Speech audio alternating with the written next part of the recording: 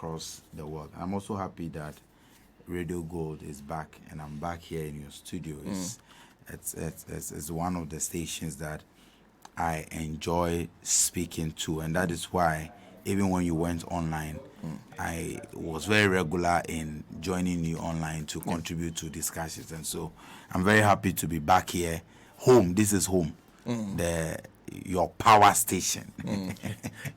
Nice to meet you, and nice to see you once again. It's been quite a while. Yeah, it is.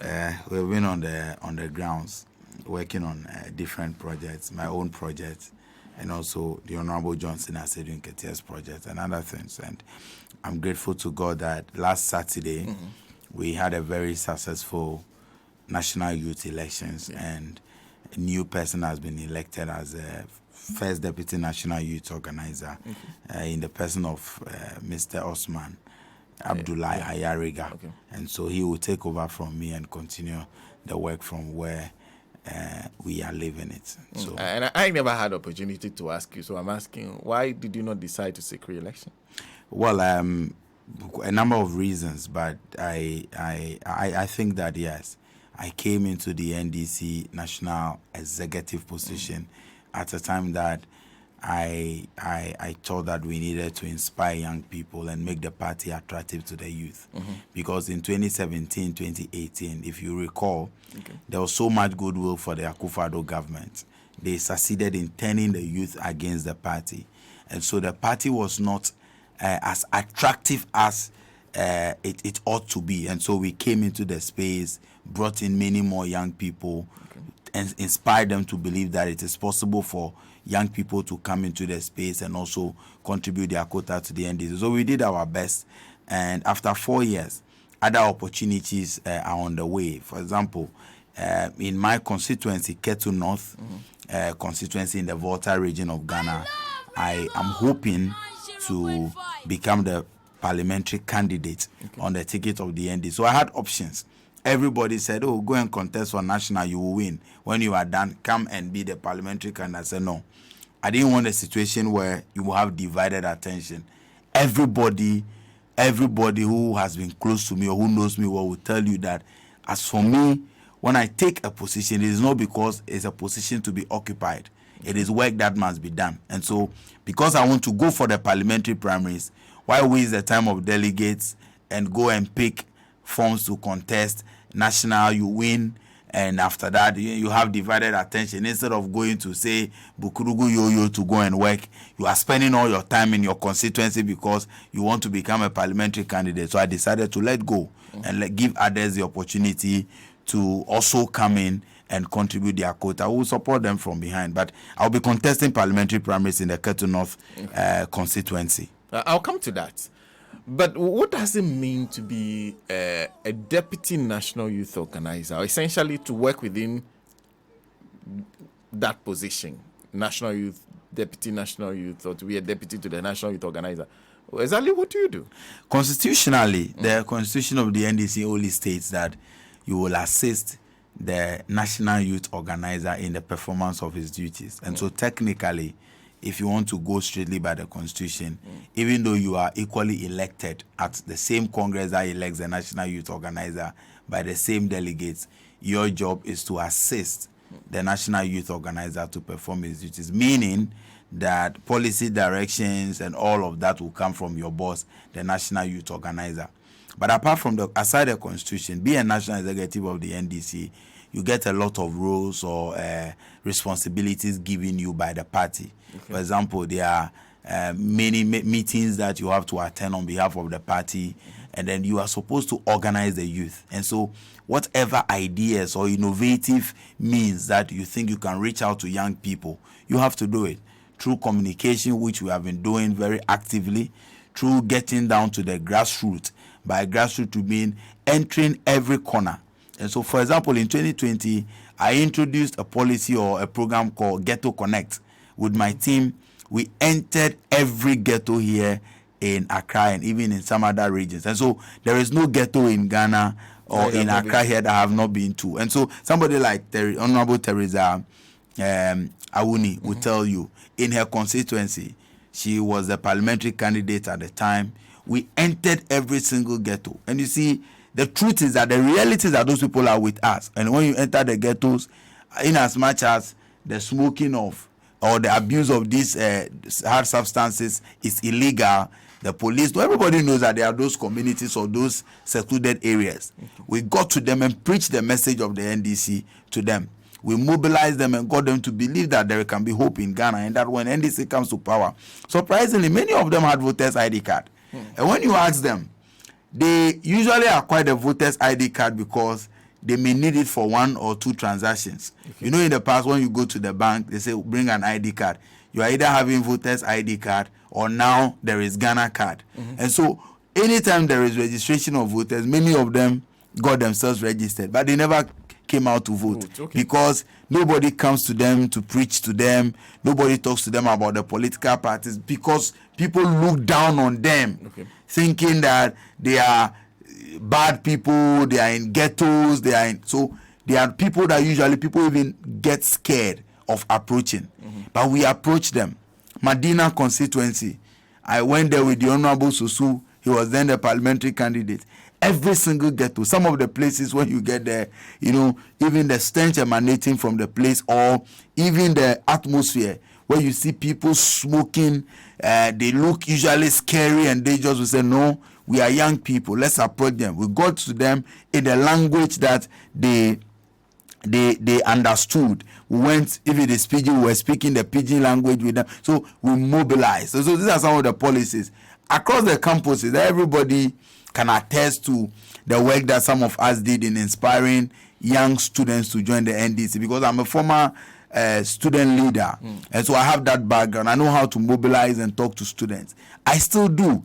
And so these were some of the things that we did to increase the NDC's votes even across the campuses and support the youth mobilization. We visited constituencies. There is no single constituency in Ghana that I have never visited in the past 4 years. Every single constituency has seen some of us visit and mobilize the youth for the party. So basically the constituency assists your boss. But there are many other things you do. When you enter the space, it opens up a lot of opportunities for you to contribute even beyond what is stipulated in the constitution. And that's why sometimes we even join the women's wing to go organize programs. We join the organizers, we join Zongo Caucus, wherever, because all we wanted was power. And so whatever we can contribute and bring that power is what we did. And I think that I want to thank the NDC once again for the opportunity to serve. It's been 4 years of very, very compelling lessons and insightful time being with the NDC. I wanted to ask you, before I even go there, because I wanted to ask you about the lessons that perhaps you learned that must be passed on in terms of how the NDC approached the youth. Because you cannot just go to somebody empty-handed. It means that you have to have a message that you are selling to the person. But before I get there, you said you were supposed to assist the National Youth Organizer. Now that there's been an election, so he's been re-elected. How was your boss like? Well, I must admit, I mean, my boss is a very... I can say that my boss, Jojo Pariado, is a fantastic young man. And he was very passionate about the work. There were many instances where the two of us disagreed on a number of issues. We disagreed on a number of issues. And that sometimes is public knowledge.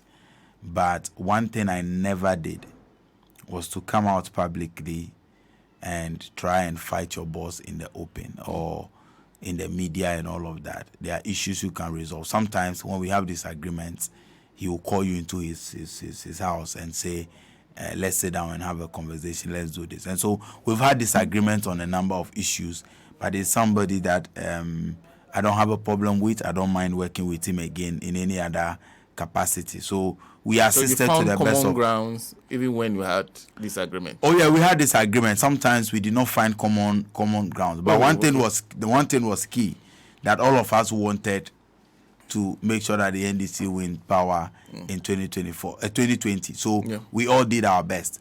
And so there were times that, yes, we may be on different paths, but whatever activities we were all engaging in was aimed at ensuring that we mobilize the youth for power. So yes, there are sometimes I disagreed with my boss, but I think that he's a fantastic young man, and I wish him the best as he's been re-elected. I pray that in terms of teamwork and all of that, things get better with the new team. Ruth, he has been working with for the 4 years already. Okay. So Osman is a new person. And I've decided to share some lessons I learned with Osman. Some I can do I can share on radio, some I will not share, but I will share with Osman. But I think that the most important lesson that every young man, whether at the national, constituency, regional level, you've been given the platform, is that just work your heart out and don't allow the system or anyone limit you. Okay. Work your heart out. Party work is such a way that sometimes somebody feels that Sena, this is not your duties. Why are you doing it?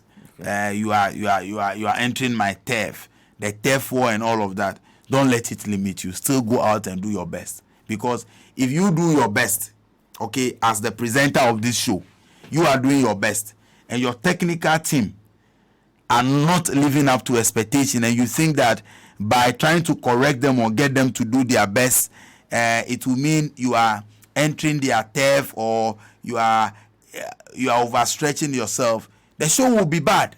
Yeah.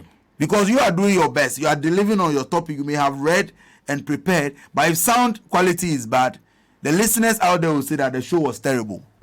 So your content, your quality content will not get to them in a way that you expected them or you expect it to get to them. So don't allow anybody to limit you. That's one of the things. When we started, we say, why are you alone? You are doing this. Why are you taking this person's shine? No, it's not about taking shine.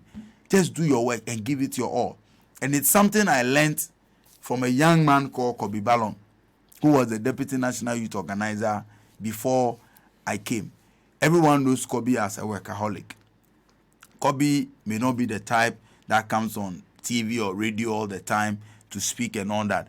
But as for Kobe, when you ask him to do an assignment, you give him any role to play, Kobe will do it without even thinking twice, whether that is a organizer's job or youth organizer's job and all of that. So sometimes you see Kobe be the one even resolving conflicts in constituencies and regions because the party had that belief in him that whenever they send him, he will deliver. So he does it to the best of his ability, and that's what we're supposed to be doing.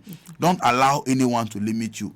Go out there, sacrifice, work hard, and just see that the NDC comes to power. I believe that 2024 we have a very good opportunity, but it depends on leadership. Okay. It depends on leadership. Leadership is key. And leadership at what level? Leadership at all levels, but most importantly at the national level. Because it's national that provides direction. Okay. So, for example, if in 2020 you had a problem with getting quality and loyal agents, the question is, when and how did the directive for training of agents get to the regions and to the constituencies? Who is supervising the regions to ensure that they do the right things? Who is supervising the constituencies? It's national that provides all those directions. And so we have to look at what happened in 2020 and 2016 and learn valuable lessons from it. And that is why some of us are very interested in those who will become the next set of national executives. Because I've been there and I can tell you that whether the NDC will win 2024 or not, it depends on leadership at the national level. And I'm guessing that because you have worked with all the national executives, and a lot of them are seeking to retain their positions. Only a few of you have decided to step back. So you know all of them quite well. Then there's the race between the general secretary who is now decided, who is contesting to be chairman, and then the incumbent chairman. And then you've chosen to go with the general secretary as chairman. Why did you make the choice of Johnson Asiedu Nketia? Before that, let me tell you something, Sena. My relationship with the Honorable Samuel Ofosu-Ampofo, for our national chairman, it's a very fantastic one. And I'm sure when he heard I was a spokesperson for General Mosquito, maybe he will be surprised. And indeed, people very close to him called me and said that came to them as a big surprise. He is more like a father figure to me. And on any day, I will never sit on any platform sit in any meeting and try to talk down the stature of Honorable Samuel Ofosu-Ampofo in the NDC. What he's done from DC all the way to becoming our national chairman. He's a big man. He's a great guy. He's an amazing gentleman, and I have a very good relationship with him. So I don't hate him. I don't dislike him. On any day, he's one of the people I walk to and say, Chairman, I want to do A, B, C, and D. What do you think about it? So I have a very good relationship with him. But I decided to go with General Mosquito because as much as I may love Samuel Ofosu-Ampofo, the race is not about who you like most. Okay. The race is not about who you like most. Yes, it's not about who you like most. The race is not even about who is the Mr. Nicest. The race is about, for me, it is about who can at this material moment provide the leadership that will deliver victory 2024. Who can at this material moment provide the leadership that we need to deliver victory 2024. So now let me tell you something. You know that every leader has his or her unique traits and characteristics. Every leader has his or her unique strengths and weaknesses. We all do. I have my own shortfalls. Honorable Asiedu Nketia has his own shortfalls. Honorable for some, they all have their own shortfalls and their unique strengths. But leaders must be determined according to times and seasons. There is a time where you will need leaders with specific characters. Okay. And I believe that at this time, one of the things that worked against us in 2024, and you know it, NDC folks know it, NDC members know this, but because of internal politics, people pretend, is that the NDC was not as forceful as it ought to be in 2020. Forceful? Forceful in the sense that a lot of things happened in this country. The NPP tested our pulse, and when they realized that they could get away with everything from us, they did a lot. The closure of radio stations, which your station suffered from, that arbitrary decision. I believe that we didn't fight for Radio Gold and the other stations enough. The use of the vigilantes. So what they did, they had a clever plan. Got their allies in Christian Council and National Peace Council and what have you to sit and say, let's ban vigilante groups. After what they did in Ayawa SOS. And surprisingly, we all agreed to it. After we agreed to it, and so let's disband these vigilante groups, they recruited their vigilantes into the various security agencies. And on election day, they were now in uniform, state security apparels, with weapons, now acting on behalf of the NPP. We saw what happened in Techiman South. Many of the seats that the NPP took from us, the last time, a lecturer friend of mine in Lagos was telling me that according to their survey, 25 of the seats that NPP has today, they got it purely out of violence. And I can give you examples. Where Dr. Grace Ayensu Dankwa contested, I think that should be Esikado Ketan. Yeah. You saw what happened. Takwa in Swayem, right? That should be Takwa, where the deputy minister for, what's his name? Duka, Meku Duka. Oh, yeah, I think that's Takwa in Swayem. Is it in Swayem? Yeah, that should be Takwa. Yes, so Takwa in Swayem. That seat, he won it with a very slim margin. But when you check from our people there, it was violence that they took that seat, that they used in taking that seat from us, because the NDC had won Takwa in Swayem and many others. Even Kokwe. How did we allow the EC, just the eve of the election, to bring out the letter taking out Sal, knowing very well that our parliamentary candidate came from that area. How did the EC do that the eve of the elections and they got away with it? As we speak today, Sal has no MP. And Hohwe Amewu is MP because those people, the Sankrofi, Lolobi, Akpafu people, were not allowed to vote for parliamentary. So a lot of things happened, and I believe that we've gotten to a point where the party needs fearless, courageous, and trustworthy leadership. Fearless, courageous, trustworthy leadership. Yes. And these are the reasons why some of us are supporting General Asiedu Nketia. You find like that I in said, the General Secretary? Yes, I find that in him.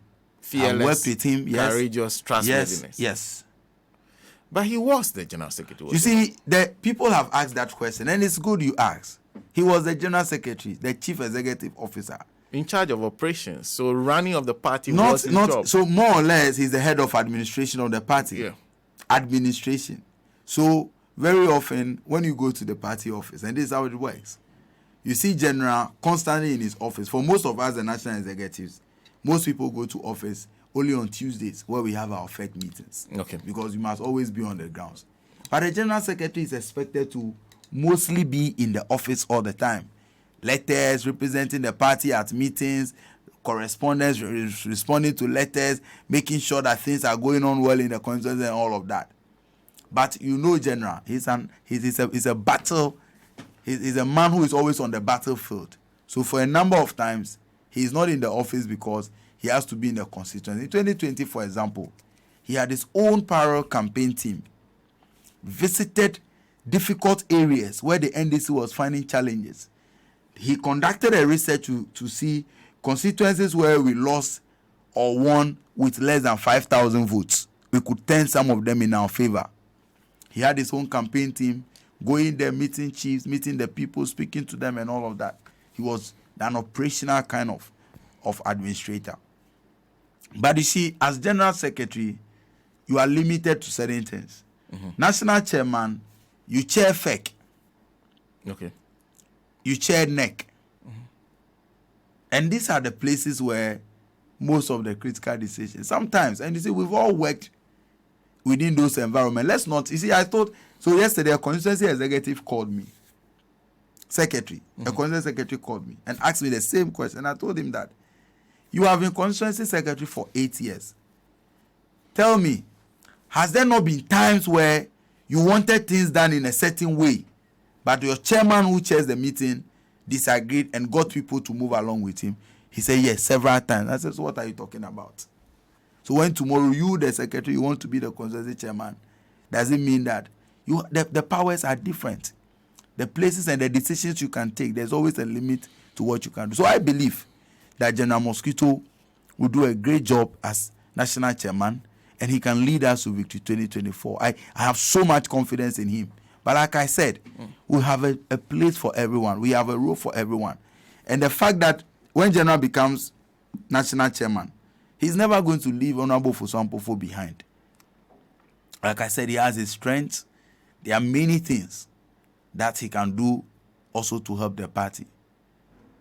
For example, I know he's got a very good base within even the Christian community, especially our brothers and sisters who are members of Pentecost. And Honorable Fosuampofo has been involved in the NDC party politics for so long that I know that even when he becomes a former chairman, he's not going to sit down. We will get him involved, we'll get his team involved, and we'll all work together to deliver the power. It's power that we want, nothing else. And so let me caution, whether you are campaigning for Asiedu Nketia or stop running down these individuals. The things Fosuampofo has done for this party, who am I, Sena, that I'll sit on your platform and talk him down and say, no, I can't do that. But a choice must be made. And my choice, and the choice of majority, I believe, is that Johnson Asiedu Nketia, General Mosquito, is the one that will lead us to victory in 2024. It doesn't mean that we hate Fosuampofo. We are one party. Let's conduct the campaign in a very civil manner, devoid of the lies and all these attempts to manipulate the delegates in a certain way. Let's speak to the issues as they are and speak truth to power. And I believe that after Saturday, we will come out united, stronger, a resilient and formidable party that is going to get power in 2024. And I guess the question that comes up usually is that, because you're saying the timing, so your thinking is that this time, the kind of chairman you need is not Mr. Samuel Ofo-Zambofu. I believe that the kind of chairman we need is Honorable Johnson Asiedu Nketia, General Mosquito. Mr. Samuel Ofo-Zambofu. I believe we need Johnson Asiedu Nketia. He has studied under many previous chairmen. He's worked with Kwabena Eje, Dr. Kwabena. He's worked with Kofi Potofe. He's worked with Honorable Samuel Ofo-Zambofu, and he's worked with many other executives in the past. I believe the experience and all the things that he's learned under them, when he puts it at our disposal, it is what will help the party. What really does he want to do for the party that is not happening currently? Quite a lot. And when you go into our policies, we try to divide the policies into two parts. Okay. The first and the priority is what we can do to bring the party to power. Okay. Because you need the power. It's the most important thing. President Kufuor even told us that it is better to be a messenger in a party in power than to be the general secretary of a party in opposition. Okay. And so it's the power that we need. And what does he want to do to help us get the power? One, he's got to provide the leadership that is fearless across the constituencies. How do you build that? You build that based on trust. One of the things that General is so passionate about is that as a party preparing to take over power in 2024, you need to build the structures and the systems that you need to capture that power. How do you do that? Look at issues of security. One, how do we provide efficient, adequate security at all the polling stations to ensure that we are not robbed like we were robbed in 2020? How do you provide for training of qualified agents and trusted agents? It is common knowledge, let me put it this way, that in 2020 we were told that in some of the polling stations, some of our agents were compromised. And that is why even President Mahama, in one of his addresses after the election, said that the party needs to focus on recruiting graduates or intellectuals or people who are a bit more enlightened about even IT stuff to provide. And when he said it, the MPP sent a message to me that he's insulting those who were agents in 2020. But you remember that call by the former president. It means that he recognized that there was a problem. So General would focus on ensuring that as soon as possible, we recruit, streamline, test, and be able to see people who are very trustworthy, people who can be trusted, and then deploy them to the various stations. There are others that we can't say on radio, because when you say those, then you are speaking to the strategy you are moving into the elections with. So at the constituency levels, we have shared some of those messages with them. We've also recognized that the rank and file of the NDC needs to reunite after this internal contest. Okay. So General will provide that leadership. Let's bring back all the old folks. And General is more or less an expert in doing that. Remember when some people left the party to go and form their own parties? He is the reason why Obeda Samuel's party, his party was, I think DFP. DFP. Yeah. They came back. It was General that went to sit down with them. General is the reason why the likes of Bidzidin and Co., who once left the NDC, he spoke to them, they are back, brought him close to the party today. Bidzidin is a member of parliament. And many others. We need to bring everybody on board. I believe that it's even possible to get those people who we say we have forgotten, those who left, who are not being manned, former DCs, former MPs, former executives who nobody is calling on them. Let's bring all of them on board. We need their energy, their experience, their ideas to come and join us, and let's win power. Okay. That unity of purpose, General is ready to provide it. Then again, when we come back to power, how do we strengthen the relationship between the party and the government? Because very often, there's always a disconnect that you are in power, former executives or executives of the party are even made ministers of state. But quickly they forget about the grassroots. They forget about the party structures.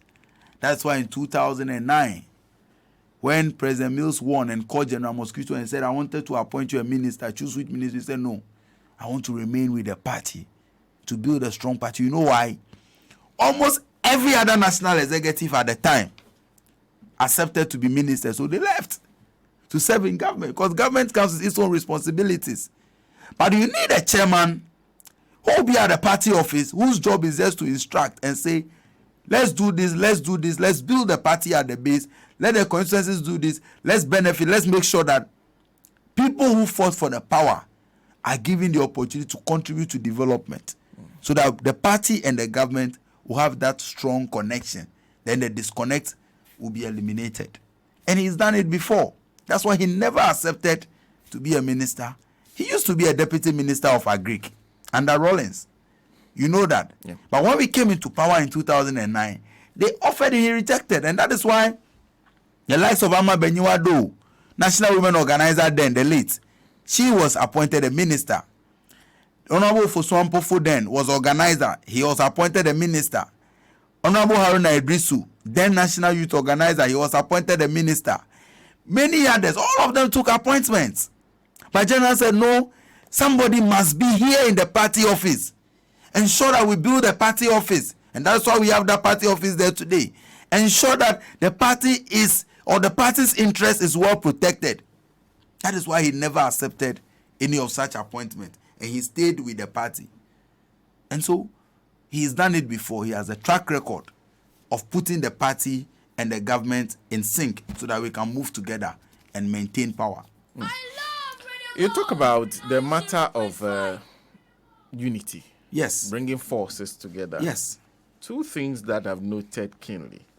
The first one is whether he's listening to the things that have happened since the youth and women position elections.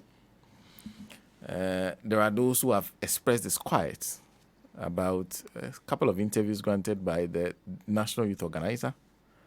And there are questions about how people feel about the way the whole campaigning went in that election. Has he paid attention to that? Yes, he has. And how do you bring together people who perhaps are very highly pained by what happened to them? We have, and General is very good at striking all of those differences out or resolving them. It's just that we have also been focused on our campaign. These are the last days.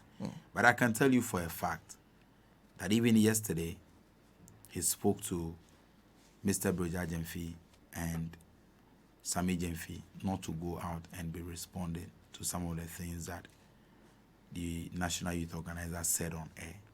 Because usually when there's a response, then the banter continues. And I also know that General has asked some people to speak with the National Youth Organizer, and some other elders have done that already. And so maybe henceforth you may not be hearing some of those things. That, okay.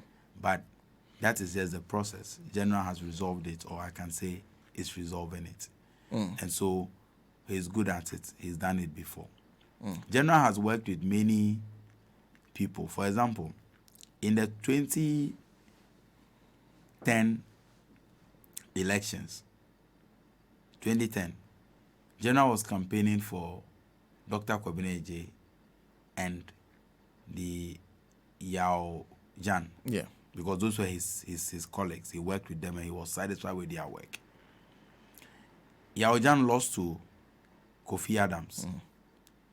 Dr. Kwabena J lost to Portofei. After that, General had a very, very cordial working relationship with Kofi Adams. And when you call him today, he refers to General as a big brother and a father. Because even though they were on different sides in the contest, right after the elections and General was elected General Secretary, he brought all of them together. But Tofe will tell you that he had a fantastic working relationship with General Mosquito, even though General was for somebody else. So like I'm saying, he has that track record of uniting the parties after elections. And he is very good at doing it. The women's wing, when we were first voted, there were several issues. I can't go into them. But if you speak to Hannah Bisiu today, Dr. Hannah Bisiu, she will tell you that General was instrumental in resolving some of the intra-departmental challenges that we faced. And so General is known for resolving these things because he has a way of presenting the big picture to you and letting you think about it and reflect upon it. What you want is power. So whether this person likes you, doesn't like you, you have this. Let's put everything aside and move on and work for power. And General has that track record. So I will not be surprised that when he is elected on Saturday, you will see a very united NDC front. Some of the executives who are at each other's neck or each other's throats, and the words, the exchange of words and all of that, it will stop. You will see a united NDC under the leadership of General Mosquito. Then the other one, in this morning when you came, I asked you to look through some of the newspapers. Yes.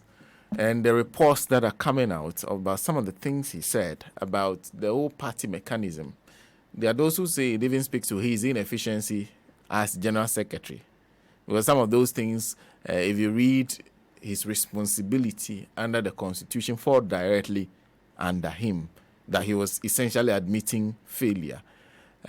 We've heard him say a couple of things. Yeah. And are you not worried about the kind of things that's being put out there? The impression that perhaps somebody will get that the party has been inefficient for a long time. And he, as General Secretary, has been part of that inefficiency. The party is not, leadership has not been perfect. If we were perfect, we would have achieved our ultimate goal of winning power in 2020. And General has never said anywhere that he is perfect or he was a perfect General Secretary. And one thing about leadership is that your ability to take responsibility. So General went into a constituency and the question was asked that every candidate that comes talks about collation of results. And your opponent came and said, it is your responsibility to collate results. So why couldn't we collate results and you want to be national chairman? Fantastic question. Then he said, oh, you know what? It's true. Elections director and IT directorate, they all report to me. So if somebody says that it is my responsibility or I have supervisory role over them, the person is not telling lies. But let me give you the genesis of what happened. So it is like you are general manager of Radio Gold. Okay, Sena? You are supposed to be, or let me say you are the programs manager. So all the presenters of the various shows are responsible to you, or they come and report. They report to you. They must discuss their programs, the content, which guests they are bringing and all of that. But you have a situation where your general manager appointed or recruited his own set of hosts for you and say they are responsible to you or they are reporting to you. Then in this case, even though they are supposed to, in terms of the strata, report to you, they committed certain errors. Then the one who brought them and recruited them for you is running away from their inefficiency or the errors and is blaming it all on you that they are supposed to report to you. So he was only explaining that yes, they are responsible to me or they are supposed to report to me because I'm the general secretary. However, the processes that led to the appointment of these individuals, I had no hand in it. Then people say, oh, why are you breaking the party? Why do you have to say all of these things? What do you want him to do? So this was said in a meeting with constituency executives. They recorded it and then brought it out. General has been, he never said it on any media house. It was an explanation he was giving to constituency executives in response to a question. General ideally would not have spoken about it, but 3 key things I learned from that audio. 1, General took responsibility, and that is what leaders do. Leaders don't go about apportioning blame. That is the Akufo-Addo kind of leadership, and that is why Ghana is at where it is today. That their reckless borrowing, their corruption, and nepotism has brought us here. But they will tell you, it is Russia, Ukraine, it is COVID-19, other external factors. They never want to accept responsibility. And people who behave like that, they are not leaders. So General accepted responsibility. 2, he was being sincere. The issue of the appointment that he spoke about, where the former chief of staff, the Honorable Julius Debra, came for a NEC meeting to plead with us that the flag bearership election was in a few weeks. And so let's finish with that. Then the flag bearer will also have a hand in the appointment. It is a public knowledge. It's something of public knowledge. NEC members, over 100 NEC members were there. I can even give you the date on which that meeting was held. So if General admits to it and speaks to it, where is the lie in here? Let NEC members who sat in this meeting come and tell us that Julius Debra was not there to insist that we should defer or postpone the appointment of the IT director and the elections director until after the flag bearership elections. So where did he lie? Honesty again is key, and that you expect from a leader. General took responsibility and he was being honest. The third one is that despite taking responsibility and being honest to the people, listen to the tone and how he said it. General still decided to represent us in court, even when he knew that there were challenges with the evidence that we were going to court with at the time. So this is somebody that is ready to embarrass himself, use himself as a sacrificial lamb, or sacrifice himself for the party. Because he said it. Why? Ask the lawyers. That look, and that's why when he even went to court, he said, I'm not here to dispute the figures or I'm not here to present alternative figures. And he said it in open court. It was live on TV. We all saw it. So what is new in the audio that people are talking about? That for me makes me feel for him. That if some people were in his shoes, they would have said, oh, but I didn't appoint the director of IT and election, so I will not even represent the party in court. See how he made mockery of himself. MPP even had to create some cartoons with General holding that Makola calculator, mocking him that he came to court without figures. This is a man that has sacrificed, put himself up to take the disgrace and all of that. And when he comes out to explain what happened, then we are all bashing him. I was with General this morning. He saw the headlines. And you know what he said to me? No need for us to respond because sometimes these are the sacrifices you must make for the party. And that is a leader. Let me read a few messages to you. This one says, the national executive of the party, including Edem, have caused a lot of harm to the party by deciding to show their support to various candidates openly. Okay. The actions have made it difficult for reconciliation to take place after the elections. Asiedu Nketia himself and his supporters made it worse by throwing the first salvo of attacks on Ofoswampofo. That's from Komla. How do you respond to that? Well, I understand. Komla is a concerned party member. Komla wants power in 2024. So Komla should be worried if national executives seems to be having challenges among themselves, working together. So I understand where he's coming from, but I disagree with him politely. This is not the first time national executives are showing preference for their candidates, and there is nothing wrong. In our constitution, there is nothing wrong with it. You can show that I support candidate A or candidate B, Okay. But Komla, for me, the problem is how the campaign is conducted. If I sit here on your station and I say because I'm supporting General, so the other candidates, I start to label them as thieves, they are this, they are that, they are that. That is where you can say we are destroying the party. Because like I said, we will need everybody on board for 2024. But like I said, I have so much respect for Nneɛma Ashite. His son is my very good friend. I have so much respect for Samuel Eduse. He's a good friend as well. I have so much respect for Honorable Fosu Ampofo because he's more like a father figure to me. Like I said, I have a very good relationship with him. But choices have to be made. We are going to vote. After Saturday, we will all come back together. So, it is not national executives campaigning for each other. That is, in fact, in the history of the NDC, there was a time our founder, the late founder, J.J. Rawlings, openly showed his preference from aspirants for national positions. He did openly. He didn't break the party. There was a time national executives were campaigning for each other. He didn't break the party. So that is not the problem. The problem is how we do the campaign as we are showing the open support for each other. And I have said I would never disrespect Samuel Fosu Ampofo on any platform. He's a great guy. He's done so much for the NDC. And what he has done for the NDC, I've not done 1% of it. So I have no right to disrespect him. But it's an election. Choices must be made. And I choose to go with the Honorable Johnson Asiedu Nketia. And this is a question that I'm sure he would have answered. But has General considered, because you talk about Mr. Samuel Fosu Ampofo, whose ability to organize is not in doubt. He's a formidable opponent in an election. And General has decided to go against him. So he is no pushover.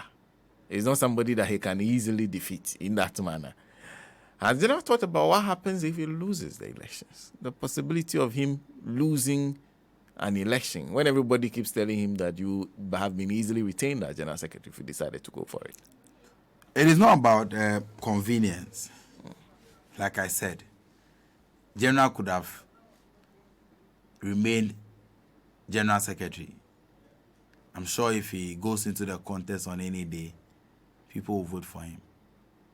But it's not about just occupying a position. General believes that there is work to be done, and that work must get done anyway. And it's not as if any office is a bona fide property of anyone. The General Secretary position is not his bona fide property. He's done 17 years as General Secretary. He wants to move forward, and he must move forward to a different role. He believes he's accumulated enough experience from that one, learned lessons that will be useful as national chairman.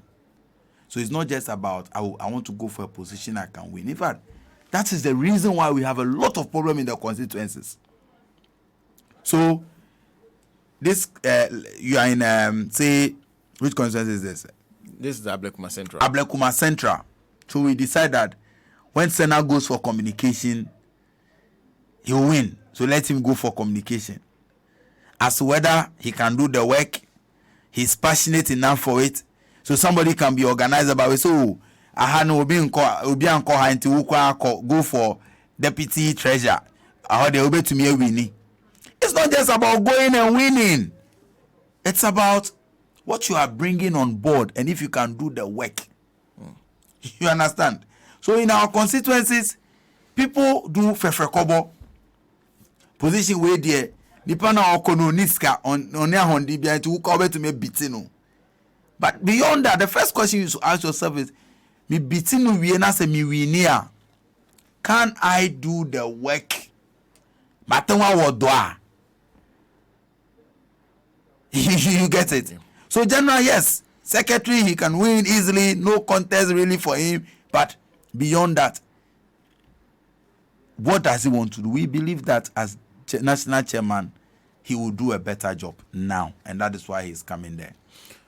Before I come and conclude with you, let me remind my listeners that if you're looking for a place to order fresh and wholesome food supplies in bulk, look no further. Village Man Food Center is into the production, storage, and supply of any foodstuff you can think of. They are here to take care of your food supply needs. Contact them today and place your order. They supply plantain, yam, cassava, fresh tomatoes, red oil, local jinko conte, beans, gari, sugar, groundnuts, charcoal, bottled water, local rice, onions, soya beans, salt, and any other foodstuff you can request for in bulk. Remember, they supply in bulk. You can locate them at Achimota Accra near Best Point, or call them 024 28 12 434 or 020 01 71 008. Well, this is a note on which I have only a minute left to leave in the studio. So, Edem, this one is Sena. Did Edem say he's going to Ketu North? Because I heard he's rather going to Ketu South. No, it's North. It's North. South is a Aflao area. My mother, Honorable Ablaji Fagowashi, okay, is the MP there. I'm going to Ketu North. That's where I come from. My constituency comprises Joje, Apipe, Penyi, Beta, those areas. Which of the areas do you come? I come from Tajebu. Oh, okay. So my mother is from Tajebu. Area. The Ovenu, yes. Okay. So I'm actually from, my mother is a Nutonuchi. Yeah, we are from the Ovenu family. Okay. That's my mother's side. My father is from Buti, which is close to Okavu. Okay. And all in the same Apipe traditional area. Oh, okay. Yeah. Oh, so you are from that area? Yeah, I'm from that area. You say you have heard that the deputy minority leader will not be contested? Yeah. He said, I've spoken to him. He's done a great job for the constituency, I always say. I have spoken to him, and he has announced publicly also that he will not contest again. And so we are lacing our boots for that. So you are putting your name in the hat, hoping that the people will pick you? Yes, I've been doing a lot of work there. I'm confident that by God's grace, I will win. Well, unfortunately, we have to leave it here. We have to find some time and talk some more. Yeah, we did not even talk about national issues. We need to talk about the economy and all of that. But I'll be coming now that I'm no more a national officer. I'll be a free agent, and so I can come to Radio Good on your invitation anytime. Yes. Yeah, it will be nice to speak to you. Yeah, always. Yes. Because Edem is very good when it comes to policy issues. Yeah, and so that's my training. We'll talk some. That's my training. So a lot of people don't know, but I have training in economics and finance. Okay. So I have a master's degree in economic policy management, another one in development finance, and I'm actually doing my PhD in public policy. So I'm a policy person. I would love to talk policy with you. Yeah, that would be nice. Pastor Ruben is listening. He sent me a text. So good morning to Pastor Ruben. Yes. And a very good morning to Solomon Ashi. Good morning. And thank you, Edem, for making time. All right, thank you. Wish you the Asiedu Nketia team all the best as you go into the elections. Thank you. This Saturday. Edem Agbana is outgoing Deputy National Youth Organizer and a spokesperson for the team Asiedu Nketia for the national chairmanship of the National Democratic Congress. My name is Sena Nombo. From my producers, Eric, Patrick, and also from the other team members, RKB, who is back at 1 p.m. With Pampaso, and from Muftar Adamu, from Aferiwa, and from Nancy. We say have a lovely day. We are back same time tomorrow. Our Chame Bajimba is up next with the mid-morning show. Let me be clear on what he's coming to do. He always tells me what he's coming to do so that I inform you ahead, so that you know what to expect. It's midweek Afrobeat, and the spotlight is on David Kwamena Bolton, also known as DKB. Wow, it's been quite a while I heard that name. Miracle Herbal and Counseling Center that roomantino. Me and your friend Mobonino, and then Miss Menya ba. Eyampo Miracle Herbal and Counseling Center dear. Esese wudi adansi ampani sintini se. O hawa na eda misu nyinada. O matenete edi amame. Sa wo yo ba anase bema wo pa wo. Foni chire mu ewo Miracle Herbal and Counseling Center. Sa wo brebu mu yade. Akuma yade. Ebia wenyenda mu yare. Anase wo haw biara eye yade die. Fa woni chire Miracle Herbal and Counseling Center. No motenete emfama. Miracle Herbal and Counseling Center. Ewo Amanhia Otinibi Junction. Madina Sena Dodowa Quantimpon so. Sanso no wo Akweteman. Oba Akweteman Palace no achim water la pass kwan so asem na making. Osanso waso ba ko wa achim kokrontumi. Oben technology fitting shop. Opeso osua herbal treatment. And as a counseling so a ye won penifo ho ba kire won wo hu ni deku. Freyen, it was 0244-813145 and that's a 0244-693618. Miracle Herbal and Counseling Center. And Central Kwa. Hey, said ya me chinka ha bra pasa se amenye bi de. Tise me di misika ko. Hey, madam, don't get it twisted. Now what Yak Consult and Construction Limited. Yak Consult and Construction